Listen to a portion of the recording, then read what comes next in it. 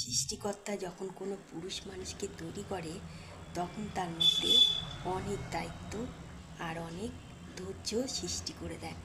কারণ সৃষ্টিকর্তা এটা জানে একমাত্র পুরুষই ধৈর্য সহকারে সব দায় দায়িত্ব পালন করতে পারবে। কিন্তু সৃষ্টিকর্তা এটা তাদের মধ্যে দিতে ভুলে যায়, তাদের মধ্যে শান্তি আর সুখ, এই দুটো জিনিস দিতে ভুলে যায়।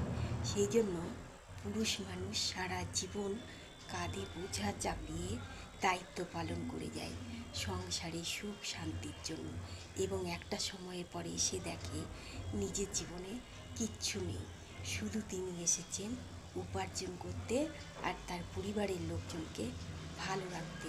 অবশেষে তিনি ভেবে দেখেন বা তিনি নিজের জীবনের দিকে তাকিয়ে দেখেন তার জীবনের জন্য অবশিষ্ট কিচ্ছু নেই, শুধু অন্যের জন্য করে যেতে হয়। অন্যের জন্য করাটাই তার কাজ, তাকে সেই জন্যই সৃষ্টিকর্তা পাঠিয়েছে। তাই পুরুষ মানুষের কষ্ট হলেও তারা বলতে পারে না, মুখ বন্ধ করে সবার সুখের কথা ভাবে।